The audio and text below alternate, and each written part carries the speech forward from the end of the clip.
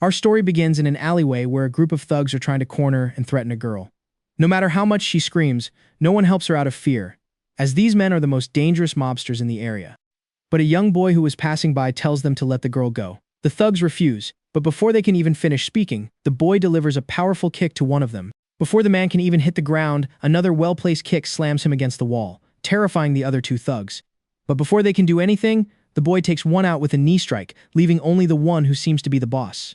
Paralyzed with fear, the boss runs away, leaving the girl on the ground. She thanks the boy for saving her, but he doesn't listen.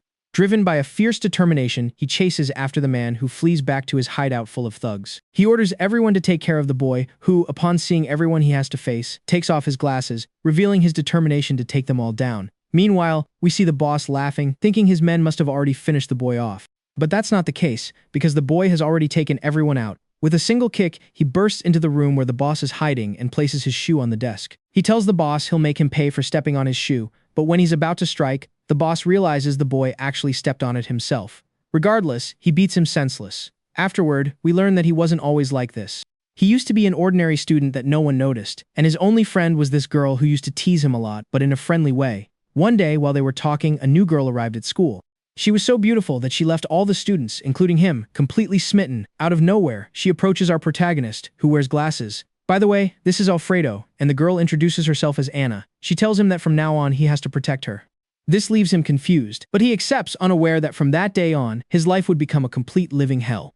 During class, he's approached by Paco, one of his few friends who asks for help delivering bread to some orphans in another classroom. He doesn't want to, but Paco convinces him by saying he can't do it because he's injured. Later, we see Alfredo getting the bread and taking it to where his friend sent him. Upon arriving at the classroom, he's terrified by the students there. Still, he asks for the orphan named Kase Taro, who sneaks up behind him and says he's been waiting. After that, we see Alfredo sitting alone and sad until Maria, the girl who's always with him, sits down beside him. She asks what's wrong, and he tells her it's nothing, begging her to please stay away from him. Maria can't believe he wants her to leave, especially after he saved her life a while back. She explains that she once jumped into a river to end it all, but Alfredo dove in to save her. It didn't go well since he couldn't swim, and she ended up saving him instead. Even so, that day she met someone she could trust and call a friend. She found a reason to live, which surprises Alfredo, who jokes about her being in love with him. A while later, we see the protagonist bringing food to the orphans, who intimidate him because he didn't bring enough. They order his friend to beat him as hard as he can, or they'll make him pay instead. With no other choice, the boy starts hitting Alfredo, who can't even defend himself while the thugs enjoy the show. They threaten to hurt the girl he's with if he tells anyone what they're doing. Because of this situation, the boy felt like he couldn't go on living. Just as he's about to give up on everything, Maria finds him. She had followed him because he looked sad, but when she approaches, he gets scared, thinking it's those thugs again. At this point, she realizes he's being bullied and tells him she won't let it happen, because he doesn't deserve it. He yells at her to leave him alone, saying he's a loser and deserves everything that's happening. He gets up to leave, telling her that he's tired of her. Heartbroken, Maria screams that she doesn't deserve to be his friend. The next day, some of his classmates gossip about his misfortune, but no one plans to help. In fact, they'd rather he be bullied so they aren't targeted themselves. While the protagonist is eating, someone suddenly slams his head into his plate. The guy who did it tells him there was a fly on him, and the protagonist just thanks him for shooing it away. The guy hits him again, telling him there was another fly. Powerless, he just has to endure it until someone else enters the room. It's Kasai who spots another fly, but just as he's about to strike, Maria appears to stop the blow. He tells her to stay out of it, but she begs them to stop harassing him or she'll go to the police. However, the guy doesn't listen and tries to grab the girl, causing her to pull away in disgust. She insults Kasai, which makes this guy want to hit her, though before he can strike, Kasai tells him to stop. He says they'll pay for this later and leaves with a manic smile. Later on, while walking home, the girl tells Alfredo that he shouldn't let them torment him like that and that she'll look out for him. The protagonist tells her to stay away or she'll get in trouble, adding that she shouldn't have interfered when they were hitting him. At this point, the girl tells him that when he saved her from the river, even though we all know it was the other way around, she had lost all hope because she couldn't bear the way her guardian constantly mistreated her. But the day he saved her without expecting anything in return, he became her reason for happiness. She asks him to take care of himself, saying that if he won't, she will, because she doesn't want to see him get hurt. The protagonist shouts that they're threatening to hurt her if he doesn't do what they say, but when he turns around, she's gone. While searching for her, he finds her in an alley being harassed by those guys who intend to hurt her. The girl tries to defend herself, but there are too many of them, including Kasai, who tells her she'll pay dearly for what she did in the classroom. He orders the others to hold her down so she can't keep screaming. He asks one of them for a sock to gag her, not caring about anything. The protagonist arrives with a stick and tries to attack, but the guy hits him so hard he falls to the ground. They hold him down so he has to watch every second of the cruelty they're about to inflict on the girl. Through tears, he asks why they're doing this when he did everything they asked. The guy responds that it's because he wants to show her who's boss, proceeding to attack and humiliate her, while the helpless protagonist can do nothing but cry as he watches her suffer. Sometime later, we see the protagonist looking for a way to get strong, but every dojo, academy, or fighting school slams their doors in his face. Feeling very sad, and on the verge of giving up, he sees some thugs trying to rob a person who seems to be drunk. With nothing left to lose, and no desire to save the man, he lunges at them, but he trips over a stone and falls in front of the guys. Just as they're about to beat him, a girl knocks one of them out with a kick to the jaw, leaving the protagonist speechless. The other guy lunges at the girl with a bottle, but she stops the bottle and grabs him by the neck, using his own momentum to defeat him with a single blow. She then picks up her uncle, who turns out to be the drunk man, and asks the protagonist for help. He assists her without hesitation. As they walk, he tells her that was very impressive. She explains some technical fighting details, but since this isn't a combat class, I won't explain them here. Let's move on. The protagonist asks who had taught her, and she replies that her master was the man she was carrying. He can't believe that guy can fight, but he still suddenly drops to his knees and tearfully tells the drunk man to please teach him, as he wants to destroy all the bastards who had hurt him and his. But he doesn't finish the sentence because the drunk man stands up as if nothing happened, telling him that from now on, everything will be very difficult. He lets the boy know he'll train him, but first, he makes him sign a very strange and one-sided contract. In his desperation, the boy signs it. Then the man calls someone to report that he found a new punching bag and tells them he's waiting at the usual spot. The protagonist doesn't understand, but he doesn't think much of it. The man asks him to take off his glasses. He does, but asks why, since he can't see well without them. The old man replies it's so he can take hits without getting hurt, which scares the boy a little. They're interrupted by the arrival of the guy the master called, who asks if the boy is the new punching bag. From there, we see an old man named Chul, who is apparently the president of a very important organization. He's discussing Matthias's aggressive state with his assistant, who mentions that he stopped fighting at school and that his mother's death seems to have affected him. However, his motivation for fighting remains intact. He just hasn't found anyone strong enough to fight yet. Back to our protagonist, he's passed out, seemingly from a blow by Matthias, who complains about how weak his new punching bag is. However, the man tells him he didn't actually knock the boy out. He just fell asleep because he hasn't eaten or slept well for days. He also assures him that there's no way he could ever defeat Alfred, but the boy doesn't believe it. After that, we see the protagonist wake up and start eating, but he doesn't know how. When he comes to, he realizes Matthias was feeding him while he slept, just so he'd have enough energy to get beaten up again. While they talk, the protagonist suddenly leans back, and Matthias asks why he was about to hit him. Matthias says he didn't do anything, but he's surprised because he was thinking about hitting him, and the boy anticipated it. Even so, he doesn't believe it. The master, whom we'll call Yankee from now on, tells him he'll soon realize he can't knock Alfred out even if he wants to. The boy gets angry and says that he'll kill him to prove that he can. A bit scared, Alfred asks Yankee if he knows why Matthias wants to hit him. Yankee explains it's because he signed a contract to be a punching bag, or more nicely put, a training partner.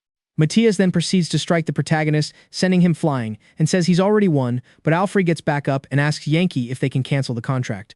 Matthias, annoyed that he didn't knock him out with that blow, proceeds to hit him again. And when he kicks him, he's surprised because he didn't feel like he actually touched him, which seems to be the case, as the protagonist gets up, asking once again to cancel the contract. This scares Matthias, who wonders how this is possible. Yankee responds by saying that as long as the boy doesn't have his glasses, he'll never be defeated, because he has golden sight. This surprises both boys, who ask what that is. He explains that since the protagonist can't see well, he doesn't have the reflex limits of clear vision. Instead, he sees the core of others, allowing him to predict with near superhuman accuracy the movements of others. In simpler terms, if he doesn't have his glasses, he'll beat you up effortlessly. After the explanation, Alfred asks Yankee how he knew he had vision problems. He says he also has vision problems, so he immediately noticed the protagonist's natural talent for fighting. Matthias gets excited because he finally found a sparring partner who doesn't go down in one hit. When he tries to attack again, Yankee stops him, but Matthias offers double the money he promised. So Yankee tells him to go ahead. And so Alfred spent his entire vacation getting hit by Matthias, getting nothing in return, or so he thought. After a while, the protagonist wakes up feeling very confused about where he is. His mind was filled with images of glasses, and when he opens his eyes, he sees his master standing in front of him. Yankee asks why he's sleeping there, and he says he doesn't know or remember. Yankee believes him and tells him to leave. The protagonist does so, while Hana reveals that Yankee actually was hypnotizing him. When she asks what he told him, he replies that he just removed some limits to make his life more interesting, and that this will activate every time he takes off his glasses. Later in class, while the protagonist is having lunch, he complains that trying to learn how to fight was useless since they didn't teach him anything. But some guys overhear him and start harassing him, kicking him in the chest, slamming him against the wall, and causing his glasses to fall off. When the guys leave, the protagonist gets up, insults them, and starts asking about Kazai, which makes them angry. While the whole school is watching the scene, one of the bullies grabs a stick and proceeds to attack the protagonist, who doesn't move an inch. But just then, with a kick, Matthias intervenes, telling them that they aren't allowed to hit his punching bag. Just as an epic fight is about to break out, a teacher arrives and interrupts them, telling them not to start fighting on the first day of school. They act like good students, but in a low voice, they tell Alfredo they'll be waiting for him at the abandoned construction site to settle things. Later, we see Yankee and Matthias talking about why Alfredo didn't show up for training that afternoon. Yankee says something interesting is happening somewhere and orders Matthias to go find the protagonist before he kills someone. Matthias doesn't believe it, but the master explains that he doesn't hurt Matthias because he doesn't hate him, but it's different with others for whom he feels deep hatred. Hearing this, the boy leaves immediately, not to stop him, but to face the protagonist while he's in demon mode. Returning to Alfredo, he's at the meeting spot, following some guys who are supposedly taking him to Kazai. When he arrives, an ambush is waiting for him. Instead of getting scared, he gets excited and enters demon mode. A girl who is being cornered and threatened cries out for help. Everyone mocks him, saying the protagonist is reckless and will only get hurt if he tries to help her. But this reminds the protagonist of his friend, and he delivers a lethal kick to the neck of the guy on top of the girl, knocking him out instantly. He then proceeds to take on everyone else who was armed, grabbing a brick which he uses to smash someone's face. But the other guy attacks him with a stick, breaking it over his head. Our protagonist feels nothing even as he bleeds. He smashes a brick into the face of the guy, while another tries to hit him with a bottle. The protagonist throws the piece of brick he still had in his hand, shattering the bottle, and while he's distracted, he jumps and slams him with a double kick into one of the others, who tries to get up with a knife in his hand. But the protagonist delivers a kick that strikes him hard in the chest, making the survivors run away, leaving him face to face with Kasai, whom he's about to take out. But as he gets closer, he realizes it isn't him. After slamming the table, he asks one of the guys he knocked out for Kasai's location. The guy says he doesn't know, but Alfred doesn't put up with any whining. He proceeds to pick up a brick to give the guy a real massage. But just as he's about to, Matthias appears and kicks the brick away, telling the protagonist to calm down. He tells Matthias to move if he doesn't want to get hurt. Matthias gets excited and uses a punch and a kick to subdue him, provoking him until he forces a confrontation. Just then, Yankee enters and stops them. To calm the protagonist down, he says he knows where to find Kasai, but he'll tell him later. Alfred calms down and faints from exhaustion. Later, they take him to the gym to bandage his wound. While he sleeps, Yankee asks Anna what she sees in the boy. She tells him she once saw him jump in to save a drowning girl, even though he couldn't swim, and the girl ended up saving him. Yankee says he understands why she likes the boy. She blushes and denies it, but she tells us she thinks he has a girlfriend since he's always with the girl he saved, but she hasn't seen her in a while. Yankee reveals he wanted to use the protagonist to make money in an upcoming mixed martial arts tournament, but since his niece likes him, he'll train him properly so he doesn't get killed. She thanks him. After that, we see Maria, who seems a bit traumatized. Some guys bump into her, and instead of apologizing, they start to harass her. Right before they hit her, Matthias appears and saves her. One guy throws a punch, but with a subtle move, Matthias slams him headfirst into the pavement, terrifying the others, who decide to leave with their injured friend. Matthias tries to talk to Maria, but she doesn't care and tells him to get lost. Hearing this, the boy does what we all do when we're treated poorly. We fall in love. Later, we see the protagonist wake up with a hangover. He says he feels defenseless with his glasses on, but he can't forget the addictive feeling of hitting those bastards that night. He wants to feel that sensation again. Fight, fight, fight. Sorry, I'm getting into character. His thoughts are interrupted by Anna, who tells him he looks cute with glasses, reminding him that without them, he's like a beast. After a few looks, she tells him to come down because they're waiting for him. Here we see Yankee explaining the tournament. Guys, the explanation is complex and a huge hassle to explain, so I'll tell you how it works as the story progresses. For now, the only important thing is that Yankee tells him the bully he's looking for is in the tournament, and he's already signed him up. The protagonist thanks him. Meanwhile, out of nowhere, Matthias asks out loud, "How do you win over a girl?" This makes everyone laugh, surprised that Mr. Fighter had fallen in love. When night falls, the protagonist tells us he's been walking through the most dangerous parts of the neighborhood, looking for thugs because he needs to feel that rush again. He ends up in an alley where he finds 3 guys who start bothering him and trying to take his money. He tells them he doesn't have anything. When he stands up, one guy tells him to take off his glasses, but he doesn't listen. A slap knocks them off, awakening the fighter, who refuses to back down. He's attacked from the right by a giant who slams him against the wall with incredible force. Alfred realizes he won't be able to break free. Just as the guy is about to land a blow that would send him to the hospital, he loosens his grip for a second, allowing Alfred to slide away and dodge. He then attacks the guy with a solid kick to the knee, but it doesn't even move the giant. Just as he's about to be finished off, the police arrive, saving the beast's skin. As the bad guys flee, one asks the giant, whom we'll call Pedro, why he let the boy go when he never misses a grip. He says the boy managed to slip away in the split second he loosened his hold. He says he's finally met someone interesting and can't wait to meet him again. After that, we see the protagonist lamenting how helpless he felt against such strength. Yankee explains that it's called a weight class difference, and if he really wants to beat someone like that, he'll have to train harder than ever. The boy agrees. Later, we see the boy trying to eat to gain weight. Yankee explains that from now on, he'll eat a lot and sleep twice a day to let his muscles recover from the intense training. But they're interrupted by Anna, who brings news that his first-round opponent in the tournament is a delinquent named Pedro, who specializes in brute force, which leaves the poor protagonist with this look on his face. Seeing Alfredo's expression, Yankee asks if he knows the guy. He says yes, it's the bully he ran into on the street yesterday. This complicates things, the master says. Anna asks if he knew the guy too, and he says he saw him the day before, noting that the guy is a heavyweight and very physically strong. While eating, the protagonist tells the master he'll do whatever it takes to win, asking him to find a way. Yankee asks Anna how she manages to hit a guy, and she replies that she attacks a vital point when they underestimate her for being a woman. You're right, Yankee replies, but the problem is that guys like Pedro don't show weaknesses even when they're being careless. So it's better to find another way to attack him. The master starts listing things Alfredo might be better at than Pedro, but he can't find anything useful, or at least that's what he thought, before noticing the boy's speed. If he trains it enough, no matter how fast Pedro is, he won't be able to keep up with the protagonist due to the size difference. Hearing this, the boy asks if he should stop eating. The master calls him an idiot and asks if a player like Messi could be that fast without muscles. He obviously needs to gain weight to build a good physique, setting a goal for him to reach 73 kilograms of pure muscle, which really surprises the boy. Later, that night, we see Alfredo training under Yankee's supervision.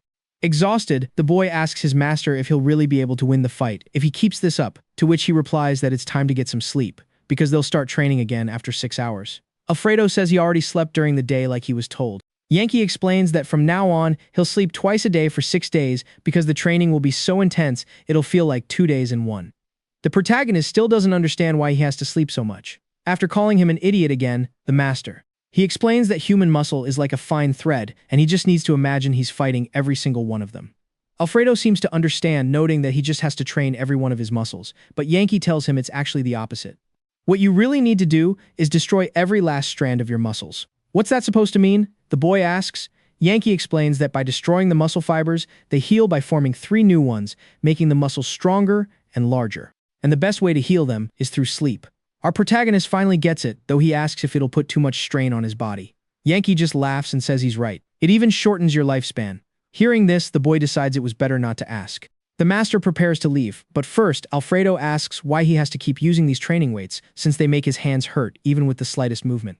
Before leaving and telling him to sleep again, Yankee says he'll find out when the time comes. Later, we see the protagonist in bed, groaning from the unbearable pain and mentioning he can't even move a finger. Even so, he won't give up and will push through this tough stage. He continues training like this for the next 4 days. On the night of the 4th day, we see the boy walking the streets, looking for someone to test his results on, but he's walked a long way without finding anyone. He decides to enter a pool hall to see if he can find what he's looking for. As he walks up the stairs, he notes that these places are now mostly full of delinquents, unlike before when families would come to have a good time.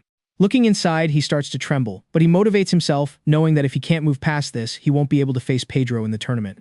Determined, he starts looking for someone with a build similar to Pedro's to pick a fight with. He checks a few people, but none of them fit. Just when he thinks he won't find anyone, out of the bathroom comes this guy. The protagonist thinks he's perfect. A guy makes a joke to the big man, whose name is actually John, but he doesn't find it funny. He tells the guy to shut up and find him a towel to dry his hands. The terrified boy yells at Paco, who seems to be the local punching bag, to find the man a towel. Paco rushes over to deliver the towel but trips. He immediately gets back up to hand it over. Hyun stays silent for a moment without taking the towel. After a few seconds, he asks Paco, visibly furious, if he really expects him to use a towel that touched the floor. He asks if being number 3 in the area means nothing here and picks up a billiard ball. Even though Paco begs him not to hurt him, the guy is ready to smash it into his face, or just smash his face in general. Just before it happens, someone calls out to Paco, making the guy stop and turn around to see who it is. Realizing it's Alfredo, who completely ignores Hyun and asks Paco if the big guy was the real deal and if he was actually a bad guy. Enraged, Hyun says the place is apparently full of middle schoolers with a death wish. He grabs Paco by the collar and tells him that since he brought a friend to play, he'll destroy them both. He moves to strike Paco with the ball, but the boy screams out loud, "Alfredo! He's the bad guy, help me." At that, the big guy gets hit in the head with a ball, visibly injuring him. We see the protagonist has dropped his glasses, a sign that he's serious now. Looking very confident, Alfredo says that's one, while staring at the bad guy. Suddenly, the guy from the bar attacks the protagonist with a pool cue. However, the boy confidently says he's too slow. He quickly grabs the cue and pulls it toward him, smashing the guy's face with a headbutt, knocking him out cold. While he confidently notes that he's much stronger now. That confidence vanishes when a punch from the big guy grazes him. The wind from the blow alone was enough to make him realize that if he took a single direct hit, he'd die. He backs away to find a way to attack without dying in the process. The boy analyzes the guy for a weak point, and though it's difficult, he remembers Yankee telling him during training that everyone eventually gets overconfident, and he had to exploit that moment to deliver a finishing blow. That was the reason for training with the weights, to make his strikes as fast as possible. The boy understands but asks if strong people like Pedro even have weaknesses. The master says they do, and in this case, this guy's weakness is his knee. The reason is simple: heavy people put a lot of pressure on their knees, which makes it possible to create an opening with a well-placed hit. You just have to take advantage of it and land the final blow. Back in the present, we see Hyun about to shove Paco out of the way, who's cowering on the floor. The moment he lifts his leg, the protagonist quickly lands a massive kick to the knee, making him lose his balance. He then takes advantage of the guy's fall to land a powerful punch directly to his face. Despite the heavy blow, the guy manages to recover and grabs the protagonist by the shoulders, throwing him through the air until he crashes hard into a pool table. The villain approaches the protagonist, ready to crush him underfoot, but stops when he hears someone behind him. Turning around, he realizes it's Pedro himself, who asks him to please leave the kid alone. Hyun says the protagonist was being a nuisance and won't let him off that easily, to which Pedro replies that he surely wouldn't want word getting out that he was beaten by a middle schooler. At that, Hyun reconsiders and tells the protagonist that the fun is over for today, but that he should feel lucky to be alive. As he leaves, he tells Pedro to be careful how he handles things there, to which Pedro agrees and thanks him for the advice. Then we see a slightly awkward moment as Alfredo and Pedro lock eyes in silence. After a while, Pedro breaks the tension, telling the protagonist he'd better stay quiet until the tournament. He says he only defended him because he won't let anyone play with his toy before he does. The boy remains silent. Later, we see the protagonist and Paco talking on a rooftop. Paco starts crying, asking the protagonist how he's become so different. He replies that it's just a mistake, and that he goes through life not caring about anything because he needs to get rid of the guilt inside him, and he's willing to do whatever it takes to fix it. But it's getting harder and harder for him to tell what's real and what isn't. Paco yells that he acted brave in front of a mobster, which made him feel brave too because they were friends, but it was all his fault, and whatever happens to him will be his fault, and that he has to protect him because it's his responsibility. The protagonist, and I don't understand what Paco means, but just then, they're interrupted by Yankee, who tells Alfredo to go to sleep early. He says the last few days before the fight should be for eating and resting. Alfredo obviously listens, and the days pass until the day of the fight with Pedrosky. On that important day, we see the boy relaxing on the sofa. He mentions that since the day he faced that killer, he hasn't trained intensely. Even so, he doesn't feel afraid of the fight. On the contrary, he wants the moment to arrive as quickly as possible. Just then, he hears Matthias calling him from outside his room to hurry up, or they'll leave him. The protagonist rushes to grab everything he needs and heads over, only to be surprised that Matthias is waiting for him in a fancy car with bodyguards. Beside him, Yankee scolds the boy for making his master wait, as he'll be accompanying him to his first fight. Hearing this, Matthias asks Yankee why he isn't going to his fight, to which the master replies that it's because the boy is fighting in Chungo and Matthias is in Janan, so he prefers to go with the protagonist because the place seems quieter. Matthias, hearing this, gets into his car looking a bit annoyed. The master asks him to wait, and he does. Matthias asks what he wants, and ironically says, "Do you want to wish me luck, master?" Yankee replies that's not it, but since he came in such a luxury car, he should at least give them a ride. And so, they each head off to their respective fights. Later, we see Alfredo arrive at the location, finding it very strange that it's so deserted, so he asks Yankee why it's like this. Yankee explains that after one time when all the participants met up and started a massive brawl before the fight, they decided to send invitations to different places and times for each participant to avoid repeating that incident. Just then, a man approaches them and asks the boy if he's the fighter, to which he says yes. The man tells him to put on a blindfold for discretion or something like that. Yankee tells him to trust them, but to close his eyes before taking off his glasses, because he doesn't want to deal with a crazy person this early. He also thinks to himself that it would be hard to talk sense into him. The protagonist puts on the blindfold, and while being transported to the arena, he mentions that lately, bad people seem more important to him than the reason he became what he is. Remember, his goal is to take down Kanzai, the guy who traumatized his best friend Maria. Upon arriving, the protagonist takes off his glasses and sees a very serious Pedro in front of him, which gets him excited. In the room where the fight will take place, there are only the two fighters and the referee. While those who came to support the fighters watch from outside, like the master, who complains that he's not allowed in, Anna suddenly appears and asks if the fight has started yet. Yankee says no, and they both start watching. Seeing Pedro, Anna comments that he's even more imposing than the rumors suggested. Yankee agrees, saying he'll be happy if the protagonist doesn't end up in the morgue. Pedro asks the referee when the match will start, and the referee yawns and says they can start now. Seeing the man's attitude, Anna asks why he isn't paying more attention. Yankee explains that high school fights usually aren't very exciting, especially with such a visible physical difference. The referee probably thinks this will be over quickly and already has plans to go drinking with his friends. Besides being a master, Yankee seems like a psychic because that's exactly what the guy is thinking as he orders Pedro to finish it fast. But he eats his words when, without a word, the protagonist lands a massive punch on Pedro that lifts him several inches off the ground, leaving both the protagonist's friends and the referee speechless. When Anna sees this, she thinks the boy might have a chance, but Yankee disagrees, saying that guy won't go down so easily. Pedro manages to stay on his feet, but before he can recover, the protagonist slams a massive knee into his face. The master can't believe the boy's speed as he, while in the air, delivers a powerful kick toward Pedro. It looks like he's won, but that's not the case. The big guy caught the kick with his hands and proceeds to twist the boy's foot, intending to break it so he can't continue in the tournament. Alfredo reacts by quickly spinning in the same direction as his foot to avoid the injury and to land a kick on the big guy, who manages to block it with his arm and tries to grab the boy again, but he pulls away. The protagonist is surprised that Pedro got back up like it was nothing. He knows better than anyone that if that guy catches him again, it's over, but he recognizes the boy is fast. He asks what he'll do if his final blow didn't work. Will he run away like before? The boy, aware of this, looks at his master, who smiles as if he knows what Alfredo will do. He quickly lunges at Pedro again. Pedro tells him the same attack won't work twice, but as he gets close, the boy changes direction, and before Pedro expects it, he kicks him in the leg with all his strength. Despite this, the man smiles, taking advantage of how close the boy is. He throws a heavy punch that barely misses. Even so, the boy felt as if a tornado had hit him, making him back away in fear.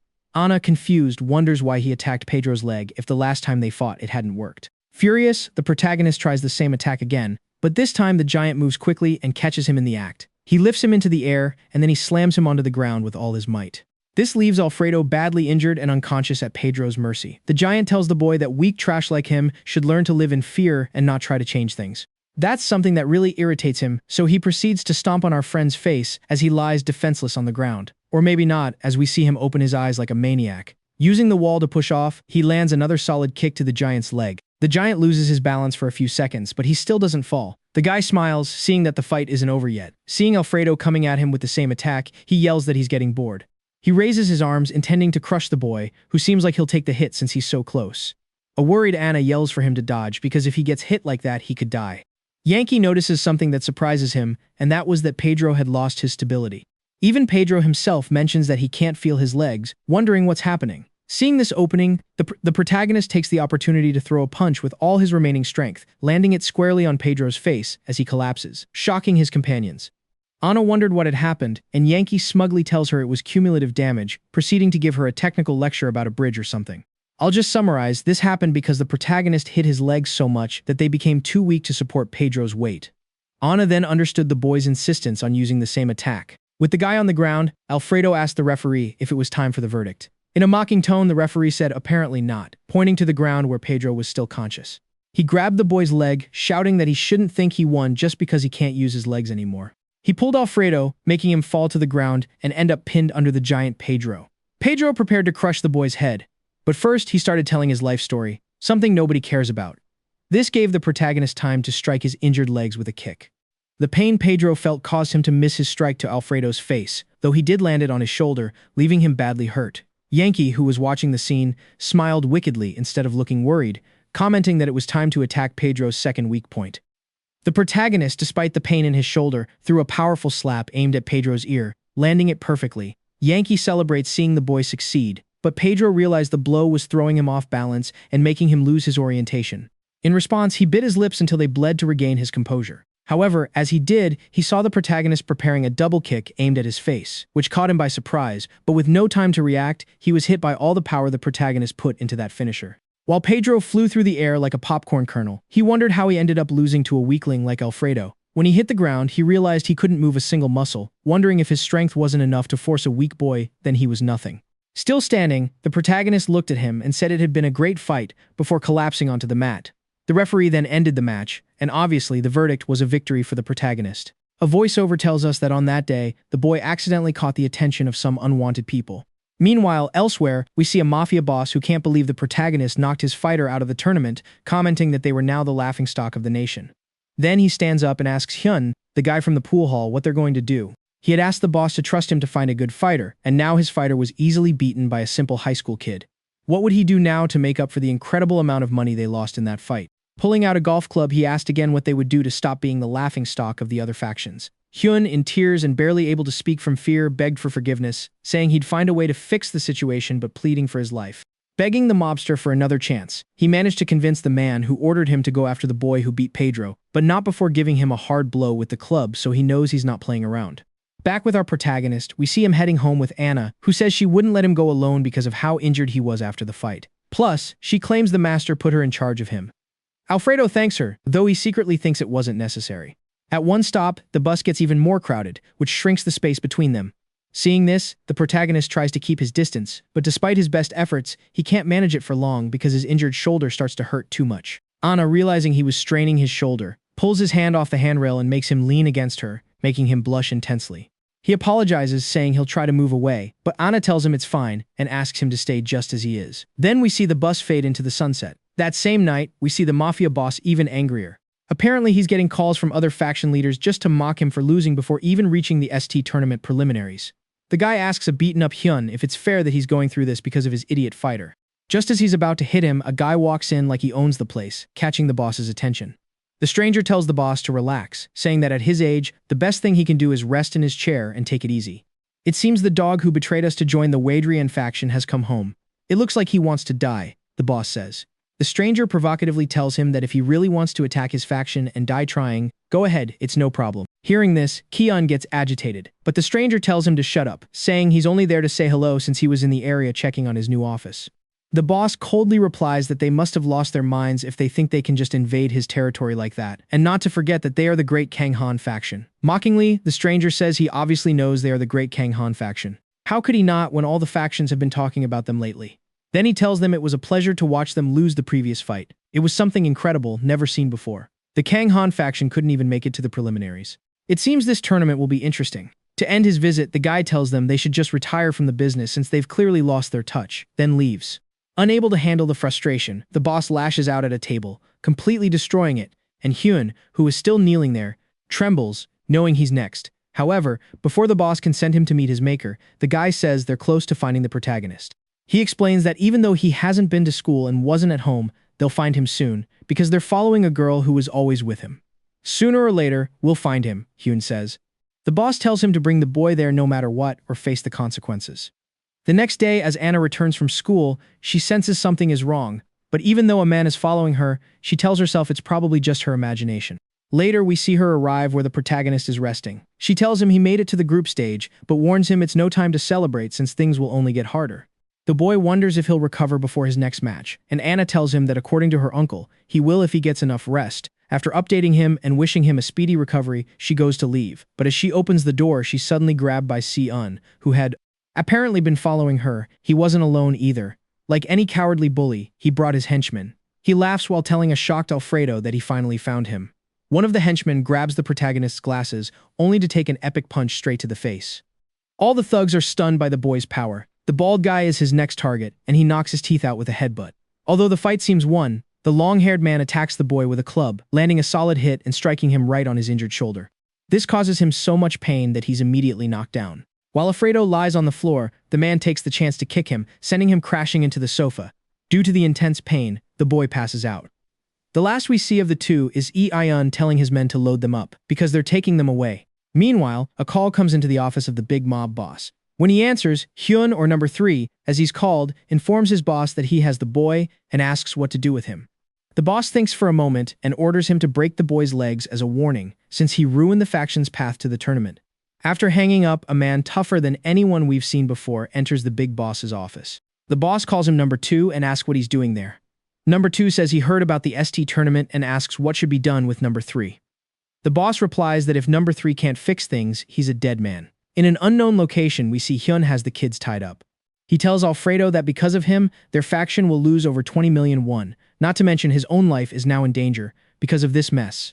Number 3 says the boss ordered him to break Alfredo's legs, but he doesn't think that will make him feel any better. The protagonist tells him that if he's really a man, he should let the girl go to prove his title as number 3 actually means something and isn't just garbage. Hearing this, the man scoffs and comments that for a mobster like him, it's a pleasure to have hostages who fear him. He claims that's why they're on top, then swings a hammer at the boy's head. The attack was powerful, but we don't see what actually happened. After a tense moment, we see the hammer hit the floor. This was because Anna shouted to Hyun that she could make him more than 20 million won, Intrigued, the man asks her to repeat what she just said. The girl says that if they take the protagonist as their representative, they could recover the lost money and potentially earn even more.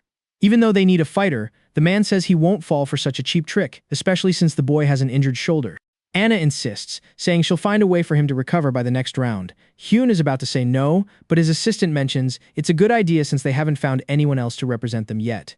Number 3 still doesn't want to agree, but then a call from the boss comes in, causing him to panic and reconsider the proposal.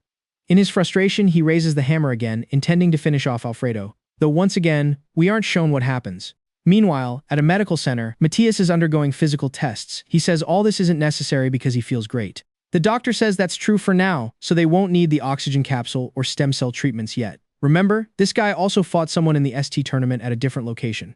The doctor explains that the stem cell treatment is meant to stop Matthias's rare disease from worsening. It's very valuable and took a long time to create, but it's still experimental and dangerous if overused.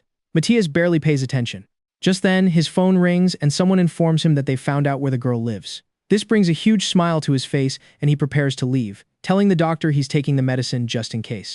He tells the doctor to tell his father that he already used it. Although the doctor disagreed, there wasn't much he could do. Back with the mob boss known by some as the Big Boss, he receives a call from Hyun, who informs him that the boy will be fighting for them from now on. Hearing this, the Big Boss laughs mockingly at Hyun, telling him he must have lost his mind. He says Hyun has dug his own grave, and if the boy loses even one fight while representing them, he'll kill them both. The boss ends the call and orders number 2 to keep an eye on things so he can carry out his duty. If the boy loses the next fight, he is to kill them. Number 2 smiles and says it would be a pleasure. The next day, Paco, Anna, and Alfredo are at school looking okay. Paco scolds the protagonist for coming to school while showing weakness, referring to his injured arm. He says this is an opportunity for the bullies to attack them once they see he's hurt. He refuses to go back to being everyone's errand boy. Although he has a point, Alfredo and Anna ignore him. Anna tells Alfredo to rest as much as possible before the next fight in 2 days, while she looks for a way to speed up the process. Feeling down, the boy says he doesn't understand how those mobsters expect him to win with a bad shoulder, especially since they're all in danger if he loses. Anna calms him down, saying they have a friend who's basically a walking ATM, referring to Matthias. Speaking of Matthias, he's waiting for the girl he's looking for to arrive home. He wonders how to approach her, thinking she'll just ignore him if he gives a normal greeting. He needs to say something to catch her attention, just like his master taught him. Just then, she appears. Hesitant, he almost lets her walk into her house, but he gathers his courage and rushes over to her, greeting her with a simple hello. The girl doesn't even pay attention and keeps walking. Seeing this, Matthias plays his trump card, based on what Yankee taught him. He tells Maria that he has a lot of money. Hearing this, she simply calls him an idiot. Even though it seemed hopeless, Matthias wasn't going to give up. He shouts that he might be an idiot, but he doesn't know how to express love because he never saw his parents be affectionate. To show how much he cares, he wants to give her the medicine that can stop his heart disease if it flares up again, making her the only one who can save him. At that moment, someone snatches the medicine from Matthias. He tries to chase them but can't catch up. Then, he gets a call from the doctor. The boy answers, and the doctor warns him that the treatment is designed exclusively for his body. If anyone else uses it, they'll die instantly. Matthias angrily asks why he wasn't told sooner, as he almost caused an innocent girl's death. Later, we see the hooded figure arrive at the place where the protagonist is sleeping. He proceeds to inject him with the medicine while smiling wickedly. At that moment, he's intercepted by Anna. After putting him in a lock, she asks who he is and why he's there, but he doesn't answer. So, she unmasks him and is shocked to see who was hidden underneath. It was Paco. She asks what he's doing there, but then notices the syringe on the floor and realizes he injected something into Alfredo's shoulder. A terrified Paco says he had no choice. Someone called him and told him about a rare special medicine that Matthias currently had in his possession. With that medicine, Alfredo could recover. They ordered him to get the medicine by any means and give it to the protagonist, or face the consequences. Anna, hearing Paco's story, deduces that if the medicine was exclusive to Matthias, it would be dangerous for anyone else. At that moment, they realize the danger the protagonist is in as he starts screaming in agony. That same day, we see all the kids gathered at the medical center where Matthias was being tested, while the protagonist rests in an oxygen capsule. Matthias demands to know why Paco stole his medicine. The frightened boy says it was to save his life and help Alfredo recover quickly.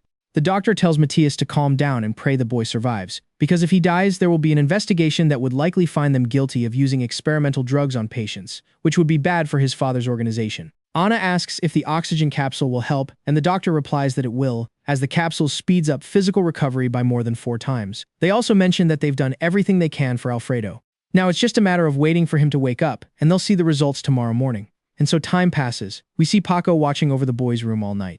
A nurse on duty entered the protagonist's room, but she was alarmed to see the capsule was empty, meaning the patient had escaped. Meanwhile, in an alley, some men were intimidating a vendor. They demanded he pay an extremely large sum of money for selling in their area.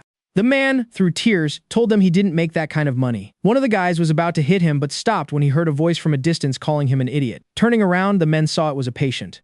They told him he'd better find somewhere else to walk unless he wanted to die. Without a word, Alfredo quickly launched an attack. His first victim was the guy mistreating the vendor, whose arm he broke with an upward strike.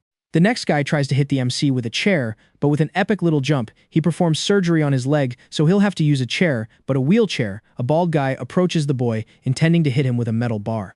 Although it looked like he succeeded, the boy stopped the attack with both hands.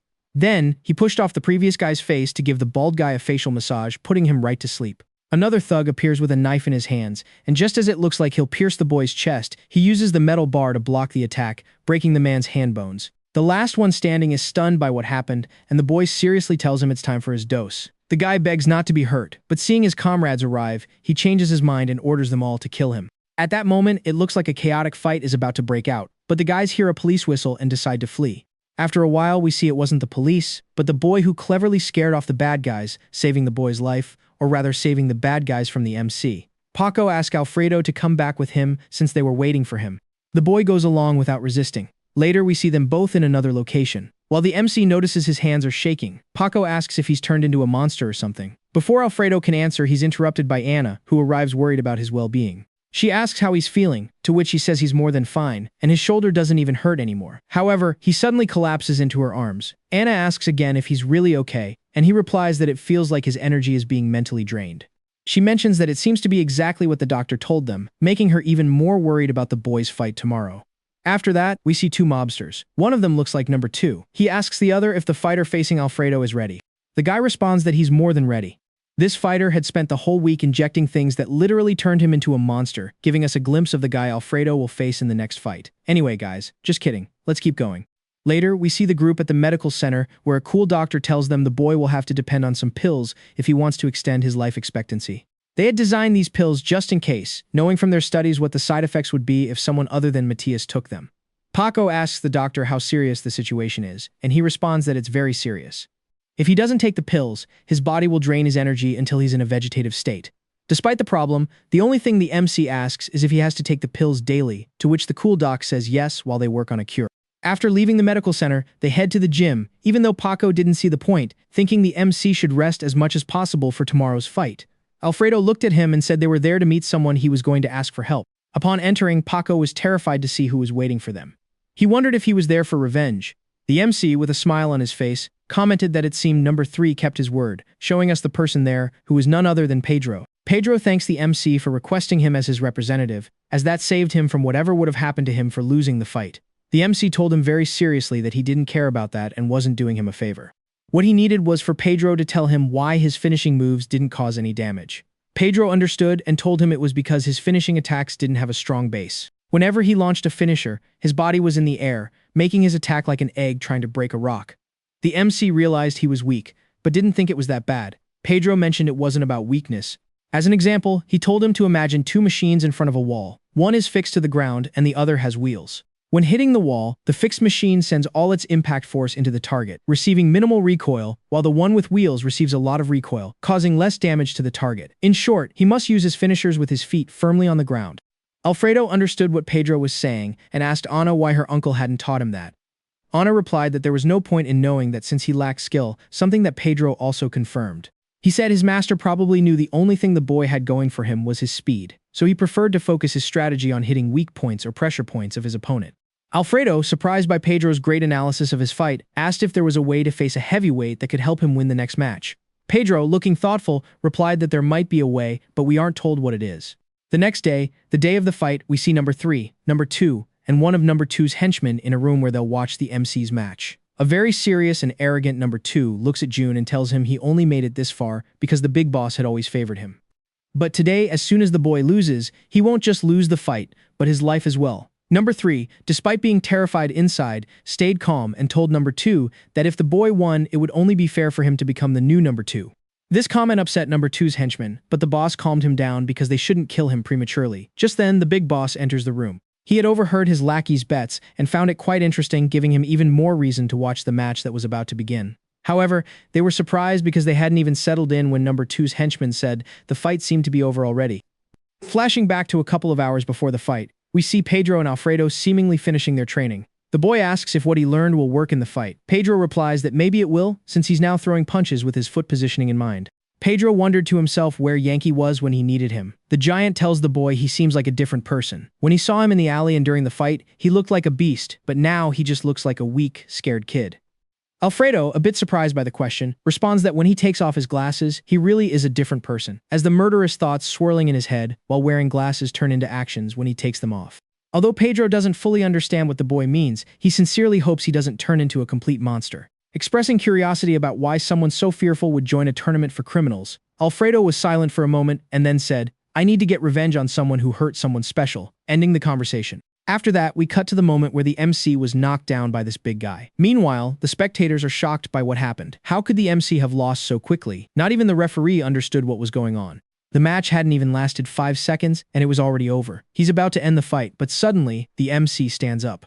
He thinks to himself that it seems this guy is trying to kill him. Without letting him catch his breath, the MC is besieged by another attack from the big guy, who sends him flying several meters before quickly closing in and landing a powerful kick to his chest. Despite rolling across the floor, Alfredo stood back up, though it seemed like a mere reflex. He appeared to be unconscious, or at least that's what his friends thought as they watched the fight with concern. They say the MC had already lost because his guard was completely down. Paco asks Pedro if he had taught Alfredo anything new. Pedro replied that nothing he taught him could be used in that state. At that moment, some mobsters show up, identifying Pedro as the one who will suffer the consequences if the MC loses. Back to the action, we see the silhouettes of both fighters. While one is weak and tired, the other looks like a beast stalking its prey. In a split second, the beast attacks the boy intending to land the final blow. Minutes before this, at the villain's hideout, number 2 saw the boy couldn't defend himself and ordered his men, who appeared out of nowhere, to capture number 3 as he was about to carry out the big boss's orders right then and there. At that moment, both he and Alfredo's friends were on the verge of death. Only a miracle could save them. While the guy's fist was about to hit the MC, we see that he quickly dodges it, taking advantage of the guy's lowered guard to deliver a massive strike to his face with all the power he could muster without lifting his feet off the ground. The blow was so powerful that it sent the guy flying, crashing through the building's window and falling defeated to the floor. The look of surprise on everyone's faces was a sight to behold. Both the mobsters and the MC's friends were absolutely stunned. After the shock wore off, the guys celebrated the drastic turn the fight had taken. The only one still in shock was number 2, who wondered aloud if this was even possible. The boss could only praise the MC's endurance, as standing up after taking hits of that magnitude was incredible. Number 2 insisted again that it wasn't possible for his man to lose to a high schooler. When the boss heard this, he asked why it was so hard to accept that their faction had won. Wasn't he happy? Number 2 fearfully exclaimed that wasn't it, but the boss had already made a decision, telling him he now had to honor the bet he made earlier with number 3, unless he had forgotten. Meanwhile, Paco told Pedro that it seemed he had taught him something after all. But Pedro seriously noted that the MC likely took those hits on purpose, waiting for his opponent to drop his guard so he could land the final blow at the perfect moment. Pedro said the boy has almost superhuman skill, wondering how it was possible for him to face that monster, referring to Alfredo's opponent while having a hurt shoulder. Paco then commented that he had something to do with it, and said that now he won't have to be everyone's errand boy anymore. However, Anna noted that something wasn't right because the referee hadn't ended the match yet. Could it be that? And at that moment, all the kids were shocked. The referee, seeing the guy lying outside the platform, was about to declare the MC the winner, but the guy furiously stood up and proceeded to destroy the camera while screaming at the boy that he would kill him for daring to touch him. Alfredo didn't even have the strength to stand up, so he couldn't do anything in this situation. Outside the building, Pedro, Anna, and Paco anxiously wondered what happened to the broadcast. Suddenly, they feared the worst when they saw an ambulance approaching. Later, we see them all gathered at the medical center, waiting for news from the doctor. Anna asks the referee what actually happened, and he explains that after the guy broke the camera, he grabbed a sharp piece of wood and lunged at the MC. Even though he tried to intervene, he wasn't strong enough, and the guy shoved him out of the way. Then continued the attack right before his eyes, and that's when the scene turned brutal. Anna was shocked to hear this.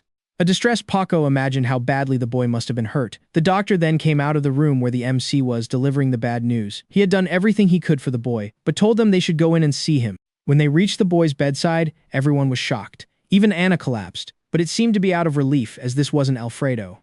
At this, Paco asked the referee why he said their friend was bleeding. The referee denied saying that and explained that the moment the guy lunged at Alfredo, he started bleeding from the mouth before falling unconscious. With things becoming clearer, Paco wondered if it was due to a hit from Alfredo, to which the doctor replied that wasn't the case. The guy ended up like that because of drug abuse, doping, and other substances. He had pushed his body past its limit, which is why he collapsed. Hearing that, Pedro now understood why that guy seemed like such a monster. Anna asked where their friend was then and what had happened to him. Before we're shown what they said, we see a shadow quickly moving away from the area. A moment later, we see it was number 2's henchman who had been eavesdropping to find out who won the fight and report back to his boss. After confirming to number 2 that they lost the guy they were supporting, the henchman panics, thinking about what will happen once number 3 hears the result of the fight. Seeing the henchman's worry, number 2 tells him he has a plan, and that Alfredo won't even make it to the next match. Hearing this, the henchman is alarmed and says they shouldn't think about harming the kid, or the big boss will surely execute them. Number 2 is well aware of that, so he calls someone else who also wants to see the Kanjin faction fall. Number 2 gives this person the boy's address and asks him to take care of him. On the other end of the line, we see that the person number 2 was giving this information to was the stranger we met earlier, the one big boss called a traitor. Meanwhile, as the group headed back to where they had left the protagonist by mistake, Anna realized that everything happening so far was very suspicious. It seemed like someone wanted Alfredo to keep winning his fights, first with Matias's medicine and now with his opponent overdosing on drugs. Pedro has the same theory, saying they need to hurry and get to Alfredo since he must be alone and defenseless. Returning to the protagonist, he's found unconscious on the floor next to clear signs of the injuries left by his opponent. At that moment, a silhouette appears at the door's window. But don't worry, even though it's a surprise, the person who arrived was Maria. It doesn't take long before she hears some thugs approaching, so she resorts to barring the door with something while she waits for help. The protagonist hears the voices of the people looking for him in the distance and tries to get up, but his body won't even let him open his eyes. At the same time, we see Anna's group trying to get an elderly taxi driver to go faster, but the woman refuses. At that moment, Anna receives a call and, looking worried, asks the woman to please change course to Zoom Hospital. Upon arriving at the hospital, Anna finds Alfredo and asks if he's okay. He nods and tells her that he fell completely unconscious after hearing the voices of some thugs looking for him, and then woke up in the hospital, so he doesn't know if it was real or not. In any case, Anna asks him to recover well before heading out again. The protagonist nods. Just then, Anna gets a message and tells us it's from Paco, who said he wouldn't be able to meet them until around 800 p.m. The protagonist tells Anna she can go home if she wants, but she says she won't leave because she's too worried about him. Alfredo says he's fine, but thanks her for taking care of him. Meanwhile, we see Paco in a dark alley reading messages from someone informing him of the danger Maria is in while she's alone, but there's also a message where he told the person he was talking to that he had sent the police to her place. After walking for a while, we see the boy's expression change from confident to panicked as he accidentally runs into the villainous Kasai Taro. Seeing this, Paco tries to contact Maria as he apparently has her number, but her phone is turned off. In desperation, he tries to warn the protagonist, but he is recovering in an oxygen capsule and can't hear his phone. Paco knew that if Kasai had returned, it was because he found out Maria was there, and since the monster was obsessed with making him suffer, he would look for her. With this in mind, Paco knows he must find the girl first and warn her of the danger after. While the boy manages to run into Maria, who seems to be heading home, but just as he's about to warn her, Kasai Taro appears in the middle of the path, making Paco hide in fear. To his misfortune, his phone rings at that moment. When this happens, the only thing the boy can think is that he's dead, because Kasai surely discovered him, but when he looks back at the alley, he realizes that neither Maria nor the cursed Kasai are there anymore. Alarmed, he answers the phone. The person on the other end is the protagonist, who frantically asks if the messages he sent are true. He asks if he really saved Maria that day. At the same time, we see Maria being intercepted by Kasai. Faced with the man's disgusting presence, she is unable to move a single muscle to escape. Meanwhile, we see Alfredo running like a madman toward where the others are, shouting his friend's name. She, on the other hand, is defenseless, waiting to see what Kasai decides to do to her. The man, with pure malice in his voice, tells her to forgive him for taking so long to find her. He says he was busy, reminding her that it was time they finished what they started that day. Just as he was about to touch her, someone stops him. As the camera pulls back, we see it's Matias. With a serious look, he turns to the girl and asks if she's okay, telling her to calm down because it's all over. However, things won't be that easy. Kasai lands a blow, and even though Matias blocks it, he feels like he's going to pass out. Kasai doesn't hesitate to launch another attack, but even though it looked like it would hit, Matias quickly spins to dodge the blow, taking the chance to land a strike on Kasai's neck. It seemed like the guy would fall after taking the hit, but he didn't.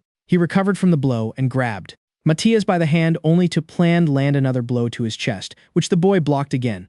Matias knows he won't be able to withstand Kasai's hits for long, so he prioritizes getting Maria to safety before trying to defeat the man. With all his strength, he delivers a kick that slams him against a wall. He took the opportunity to quickly pin his elbow against Kasai's throat. While he barely held the man back, he screamed for Maria to run, though she was so terrified she couldn't move. When she finally pulled away a little, Kasai screamed her name and told her not to move, Those words freeze the girl in place. The man smiles as he tells her that he'll finish off her little friend first and then have his fun with her. With a kick, Kasai sends Matthias flying, and we can see that something is wrong with his knees as he can't even move them. Naturally, Kasai isn't going to let this slide, and proceeds to break the poor boy's leg. While Matthias writhes in pain, the man turns to Maria and tells her it's time to have some fun.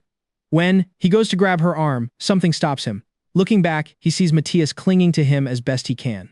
The man comments that he doesn't understand why he's going so far for this girl. Matthias replies that it's impossible not to fight to keep such a noble girl from being hurt. Besides, now that he knows why she always rejected him, he doesn't plan on leaving her alone. Kasai tells him that if he wants to be crippled, he'll gladly oblige. With his last bit of strength, Matthias clings to the thug's leg, shouting for the girl to run away quickly. The man then delivers a powerful kick to our friend's face, who barely stays conscious but still doesn't let go of the guy. He smiles, maliciously, saying he'll break something else until he gives up. With another brutal kick, he breaks Matthias's arm, who can only scream in pain. Kasai continues his attempt to grab Maria, but the boy stops him again. Since he can't use his hands, he used his teeth. At this, the man gets very irritated and picks up a brick to end Matthias's resistance. Just when we thought the blow had landed, we're shown that a hit did land, but it was Maria hitting Kasai. She had summoned her courage and saved Matthias from certain death with a strike from a board. Despite the heavy blow, Kasai resisted it, avoiding falling to the ground. Meanwhile, we see the protagonist still running toward the scene. His thoughts are focused on not being late again. He can't let that happen, no. He won't allow it today. He will destroy that bastard Kasai. At the same time, Kasai was holding the girl by the head, telling her he was going to kill them both. Matthias was still crawling, trying to defend her, but Kasai knocked Maria out with a single blow and proceeded to get on top of her with the intention of. He suddenly stopped hitting him after hearing something. We aren't told what he heard yet as the scene changes. We cut back to Alfredo, who is frantically searching for where the kids are. Suddenly, he hears a noise and heads toward it. When he arrives, he sees a silhouette on the ground, but as he gets closer, he sees it's Paco, who is looking after Maria. He says he scared Kasai off with his whistle. The guy thought it was the police and ran away. Alfredo asks if she's hurt. Paco says she's fine, her pulse is normal, and he already called 911. An ambulance would be there soon. Our protagonist couldn't believe the bastard had escaped. Consumed by rage, he went after Kasai. He stopped for a moment because he heard Matthias's voice. Matthias, whom he hadn't seen yet, asked what he was doing there. Alfredo told him it didn't matter. Matthias begged him not to go after that guy, saying he was no match for him. With a cold smile, Alfredo replied that he didn't plan on defeating him, but killing him before walking away. Matthias tells Paco to follow him and not to worry about them since the ambulance is coming. Paco agrees, but asks how he can possibly help Alfredo. Matthias says it doesn't matter, as Paco always finds a way to help. He tells him to hurry, because if Alfredo finds Kasai, he'll likely die. After running a few blocks, Alfredo reaches a tunnel. He thinks to himself that this is the only quick way out of the city. Without a second thought, he enters the tunnel. As he runs, he wonders why Kasai would take this route. If he really thought the whistle was the police, he'd likely run right into them further ahead. Reaching the end of the tunnel, he sees a silhouette against the light. He immediately lunges at him. However, it wasn't the guy he was looking for, so he apologizes immediately. He thought the guy had already escaped, but then he felt a chill run down his spine. As the camera pans out, we see Kasai standing behind him. With a smirk, he says, "Long time no see, Alfredo." These words leave him frozen, surprised. He wonders why his body won't move. Kasai then tells him to greet his elders properly. Or do rats not know the basic rules of life? He places his hand on the boy's head, demanding a proper answer. He asks if Alfredo forgot what happened to his friend for trying to rebel. "Oh, right, you fainted and couldn't see what I did," Kasai says. "Just remembering how she begged me to let her go makes me feel alive," the maniac adds. Hearing this, our protagonist reacts. Just as Kasai was about to strike, he blocks the attack. Holding the man's hand, he says, "Today, you'll be the one begging me to stop," while looking at Kasai with a terrifying gaze. Despite Alfredo's fierce look, the thug just laughs. But Alfredo quickly wipes the smile off his face with a crushing blow to the jaw, leaving him badly hurt. As he falls, Alfredo lunges at him, grabbing his head to deliver a powerful punch that slams him into the ground, followed by a barrage of devastating strikes to the man's face. As Alfredo goes for the final blow, he looks a bit exhausted. Kasai manages to catch his fist, and with his signature smirk, he asks if he's already out of breath, because if so, he wouldn't be able to get away. He then delivers a brutal kick to the boy's stomach, sending him flying. Without letting him fall, he grabs him by the arm and with all his strength, slams him against some wood nearby, causing Alfredo to scream in pain. Then he throws another punch, but the boy dodges it, barely avoiding being knocked out. Seizing the moment, Alfredo kicks the man in the face, pushing him back. Even after the hit, Kasai just smiles. He grabs the boy's leg and then slams him against the tunnel wall. Kasai acts as if he hasn't even been touched, while Alfredo wonders why the guy is still standing. He also wonders why his own body hurts so much. The thug looks at him mockingly and says it seems like he's in pain, revealing that he slammed him against a board with nails in it. We then see that Alfredo has a wooden board with nails embedded in his back. He desperately starts to pull the board out of his back. Once he succeeds, he's so badly injured that he collapses before Kasai. The guy picks up the board and tells Alfredo that if he hadn't rebelled against people like him, he wouldn't be dying so young. As he's about to hit Alfredo with the board, Paco suddenly appears and bites down on Kasai's ear. This causes the man enough pain to drop the board. Even so, the man grabs Paco by the head and slams him into the ground. Furious, Kasai says he'll kill both of these losers today. Paco, barely recovering from the blow, says that Kasai is actually making him laugh. Hearing this, the thug thinks Paco has lost his mind and goes to hit him again, but stops halfway. With a mocking smile, Paco asks why he's stopping. We then see why Paco was so confident. The mobsters Alfredo fights for have arrived. They ask the guy why he's beating up their moneymaker, asking if he wants to die. As soon as the man sees who they are, he runs away. The last thing he says before disappearing is that he'll kill them next time. After all this, we see Paco and Alfredo at the hospital. Paco asks if he wants to visit Maria since she's also hospitalized there. He says no, feeling he doesn't deserve to see her because nothing has changed. Maria was hurt again and he couldn't save her. Last time he fainted, and this time he was too late. He says if she weren't his friend, this wouldn't have happened. Paco reminds him that he had actually saved Maria that day. Alfredo, remembering this, asks what he means. The four-eyed guy then explains that back then, he worked for Kasai's circle, recording the people they harassed for blackmail. After the protagonist fainted, the bastards beat the girl, and just as they were about to attack her again, the police arrived and saved her.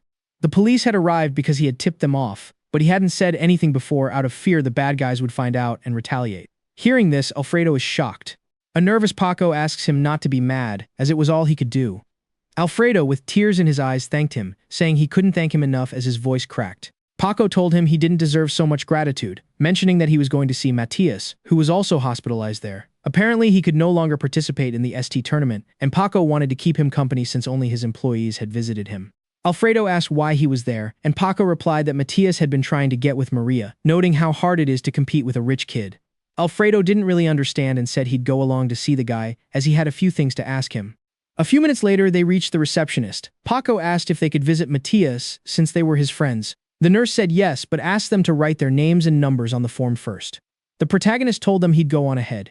Meanwhile, Paco told the nurse they were probably the first ones to visit. She replied that wasn't true, as someone had stayed with him all night. He wondered who that could be. At the same time, Alfredo was opening the door to Matias's room. Upon entering, he came face to face with Maria. They stared at each other as the atmosphere grew tense, and then after a moment, the protagonist ran out of the room and stopped behind the door. Paco wondered what was wrong, but then he realized as tears streamed down the protagonist's face, he told himself that he had no right to see her, let alone apologize. Anna, who was just arriving, saw what was happening and wondered what was going on. The protagonist clenched his fist and shouted to Maria that he would return, but only after taking down that bastard Kasai Taro. Once he did that, he would give her the apology he owed her. Maria just listened in silence from inside the room. Paco intervened, shouting that he shouldn't go after that guy, or he'd end up dead. Besides, he said that's not what Maria would want. From inside the room, Maria said he was wrong. She actually did want Alfredo to go and smash Kasai's face in. To this, the protagonist replied, "Just wait a bit, I'll destroy that bastard even if it's the last thing I do." Then, after the protagonist returned to his room, Paco went into Matias's room to ask Maria why she had said that to him. She just remained silent. Then Anna walked in and said that even though they weren't close, she also wanted to know why she told him that. Maria told them they didn't know him like she did. Any kind words she might have used to try and hold Alfredo back would have been useless, as he carries a heavy guilt in his soul. Anna and Paco asked together what it was. She replied that ever since his mother died, the protagonist started blaming himself for it. He often said that he was the one who killed her. The day she was attacked by Kasai and his friends, his guilt grew because he couldn't protect her, leading him to believe that everyone around him always gets hurt. That's why she let him enter the ST tournament. Did you think that he could release his guilt there and maybe heal if he manages to defeat Kasai? Anna asked before Maria could answer. Matias, who was barely conscious, called them idiots for leaving the protagonist alone and ordered them to find Alfredo immediately. Anna realized it was time for his medicine, but he hadn't asked for it. Paco mentioned that the protagonist surely knows he can't go long without taking it and must be waiting for them in his room. Matias told him that the protagonist wasn't there. He had surely gone looking for Kasai after Maria's words. Paco said that wasn't possible since he didn't know where the villain was. Matias replied that he was being naive, but that Alfredo isn't stupid. He likely went to find one of the guy's lackeys to make them talk. Honestly, it seemed like the beating had made Matias psychic, exactly what he said was happening right then. We see the protagonist in his cool uniform at the university, heading to the bad guys department to ask everyone about Kasai. When he reached the floor where the guy's classroom was, he tried to ask a student about the villain's location. Instead of answering, the student backed away and told him not to touch him. Alfredo remembered that to everyone there, he was still just a simple delivery boy, since they didn't know he was the one participating in the ST tournament, because they are identified by their ID numbers. Because of this, he preferred to go directly to the guy's classroom. Upon entering, he saw the students whispering that he would get them in trouble, as the thugs would take it out on them for letting him in. Seeing that no one would look at him, he shouted, "Where are the damn thugs from this class?" Just then, some guys appeared at the door and answered his shout, saying they were right there, asking what an insect like him was doing in a place like this. One of them recognized the protagonist and told the one who seemed to be the leader that the boy was Alfredo. Hearing the name, the man smiled in disbelief. The protagonist immediately realized the guy in white must be the new boss of the class, so he planned to ask him about Kasai. Suddenly, he felt a strange pain coursing through his body and said, exhausted, that the doctor was right. He had to keep himself under control if he wanted to recover. Seeing that the boy was weak, the thug mentioned that this was his chance to beat him, but he asked his leader for permission first, and the leader agreed. Alfredo knew that in his condition, it was impossible to face all the thugs present. Just as the guy with the missing tooth threw a kick, Alfredo dodged it and ran quickly toward the leader, who didn't expect the attack of a kick to the knee. The protagonist showed him who was in charge. Everyone in the classroom was shocked. While the man was still in the air, Alfredo landed a powerful blow that slammed him into the ground, leaving him badly injured. After a moment, the leader lay unconscious on the floor. The students couldn't believe it, and neither could the thugs, who were still in shock over what had happened. Most of them fled the scene. The only one who stayed was the guy with the missing tooth, who could only tremble in the protagonist's presence. Alfredo proceeded to ask him for Kasai's location, but the guy refused to tell him. Alfredo then lunged to attack, but before he could land a hit, the guy told him about a club Kasai frequented. However, he warned it was dangerous because it was run by thugs. Despite the guy's warning, Alfredo said he didn't care. He just wanted the damn address. When night fell, we see that the boy had reached the club. As he tried to enter, the guard told him that minors weren't allowed inside. The protagonist apologized and wondered how Kasai managed to get in if security was that strict. While he questioned if it was the right address, he heard a guard tell someone that the boss was looking for him and he should report as soon as possible. When the protagonist turned around, he realized the person who had just entered was Kasai Taro. He immediately tried to follow him, but the guard intercepted him with a quick move. The man told him he'd better leave before things got violent. Blinded by rage, the boy smiled. He grabbed the man's arm and launched an attack. As he threw the first punch, he was completely shocked. Zooming out, we see that Yankee had just arrived and blocked the guy's blow. At that moment, other men appear and ask what's going on. Yankee tells the boy it's time to find out how much he's grown, but first, he needs to see how fast he can be. Before he could finish talking, the protagonist lunged at one of the guys, Bruce Lee style, landing a kick right in his stomach. But then one of the other guys caught him in midair like a doll, lifting him up and slamming him into the ground, leaving him badly injured. All the guys were getting ready to turn Alfredo into a pulp. Yankee quickly lunged at one of the men, sending him flying 2 blocks away, saving the protagonist. The boy looked at him in disbelief. Yankee seriously told him he was no match for those people, but Alfredo replied that he just wanted to see how fast he could move. Seeing they couldn't handle the threat in front of them, the guys called for backup to help them out. Seeing this, Yankee grabbed the protagonist and told him that what he meant earlier was that he wanted to see how fast he could run away from there. After they managed to escape, Yankee told the boy never to go back there, or he might die. Those aren't typical school thugs. Those guys are actual killers. The boy said he had to find someone there. The master asked if it was Kasai. Surprised, the protagonist asked how he knew, to which Yankee replied that it didn't matter. He seriously told him that if he found him, he'd surely die trying. Currently, that guy's skills are far beyond his. In numerical terms, if Kasai is a 10, Alfredo isn't even a 1. Hearing that, the boy asked if he should just let him get away with it. With a smile, Yankee said no, and that he actually had a very tempting offer for him. At that moment, the protagonist fainted, making the master comment that he hoped he could survive. Later at the medical center, we see everyone gathered together. While the protagonist rested in an oxygen capsule, Anna mentioned that the fight was tomorrow, but the boy wouldn't be able to move for a week, or he might die. Zooming out, Paco said the mafia guys definitely wouldn't leave them alone. A day later, we see Paco and Anna returning to school and heading to the hospital where the protagonist was. Paco commented that as soon as the thugs found out the boy wouldn't be fighting in the tournament, they'd come looking for them. Just then, the thugs appeared, and hearing what Paco said, they got angry. They said it seemed like they had forgotten their deal.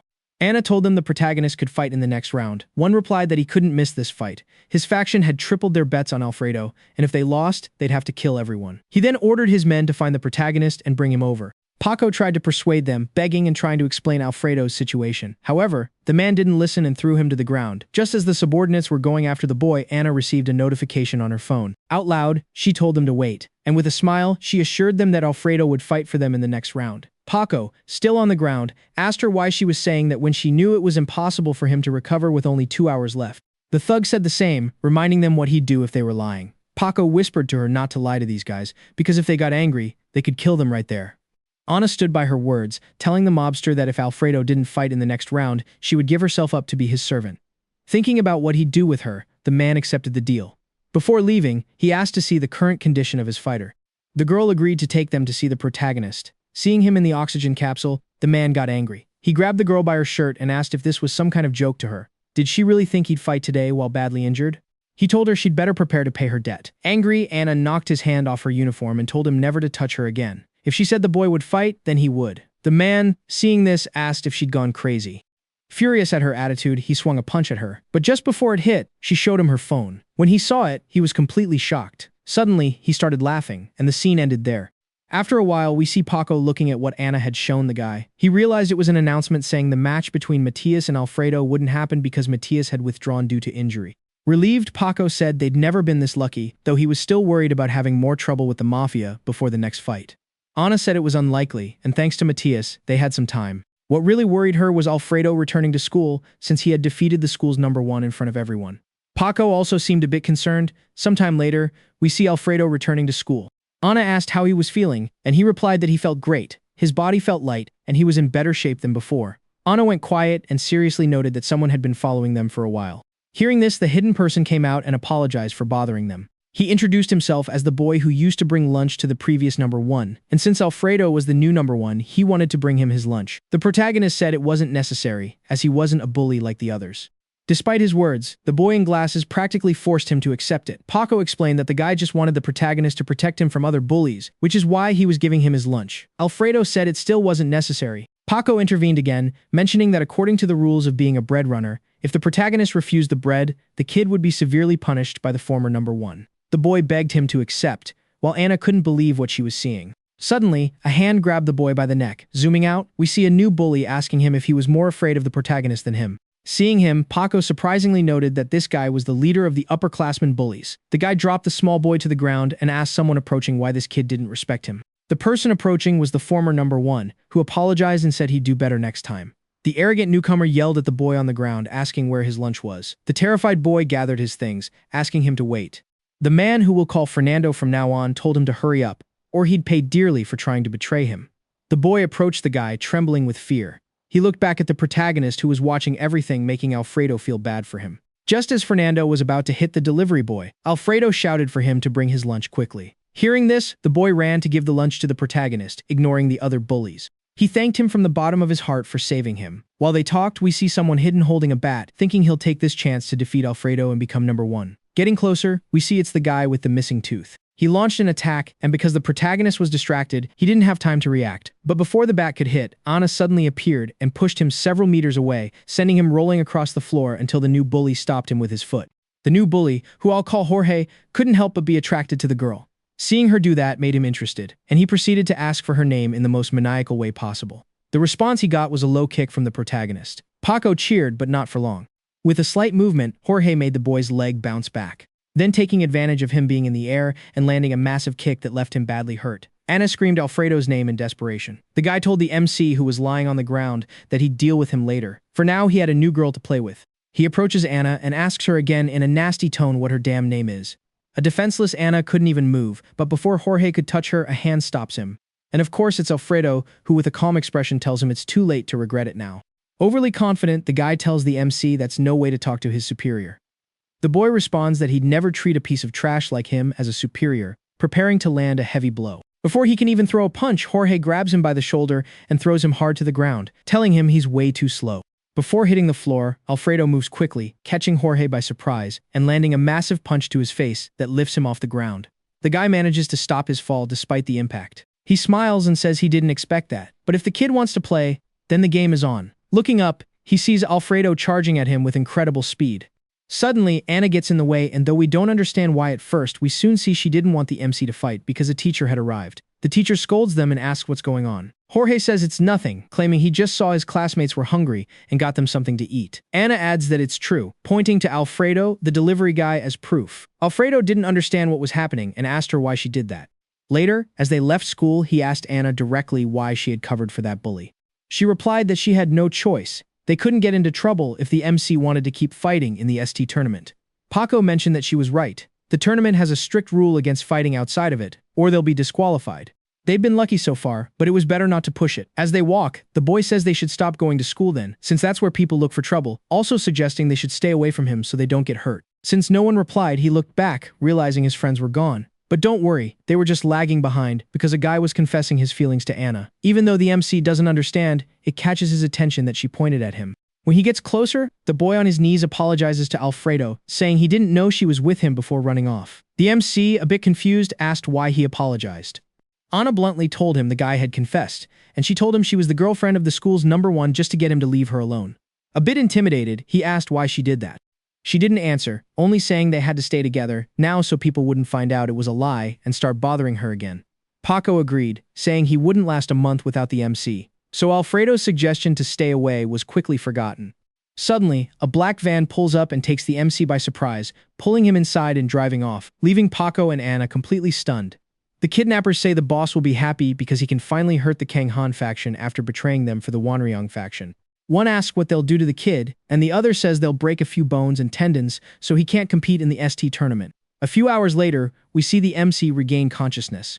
He wonders why he's tied up, but then he realizes the situation and notes how tough it'll be to get out of this mess.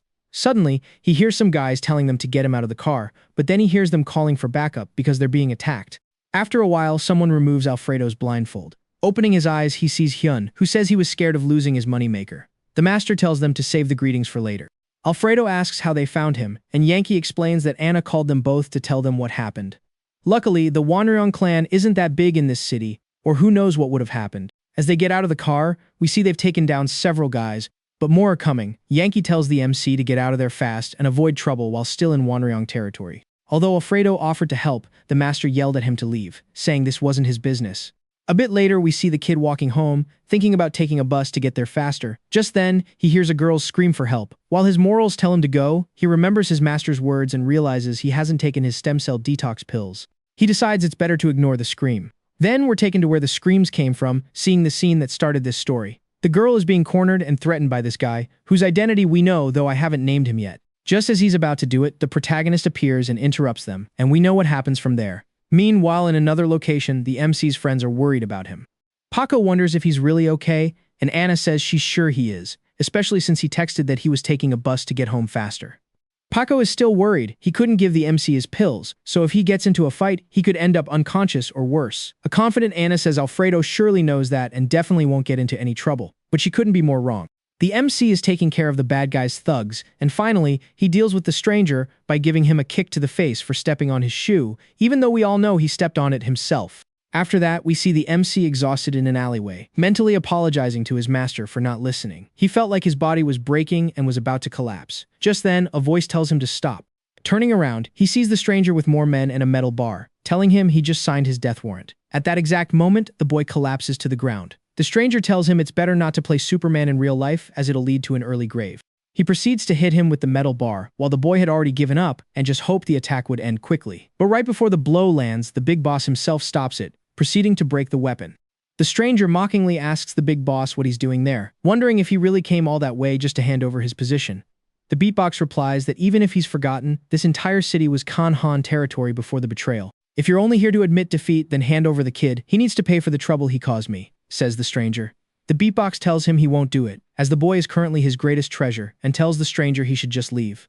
The stranger couldn't understand why the man was protecting the kid, and mockingly asks if the old man has developed some kind of weird fetish. In that moment, one of the kidnappers arrives with bad news, reporting that the boy escaped. But when he sees Alfredo there, he's shocked and asks how he ended up in this place. The stranger immediately realizes how valuable the boy is and why the old man is protecting him. He wonders if this kid really is the representative of the Kang Han clan. He turns back to the big boss and tells him that it looks like he'll be losing his representative today. The big boss asks why, and the traitorous stranger explains that it's simple. The brat destroyed his office. Since the ST tournament rules forbid fighting outside the event, he'll be disqualified. With a serious and ironic tone, the big boss asks, "Are you really admitting that a high school kid trashed an office belonging to the great Wanryan clan?" This comment makes the stranger flinch, but the big boss continues.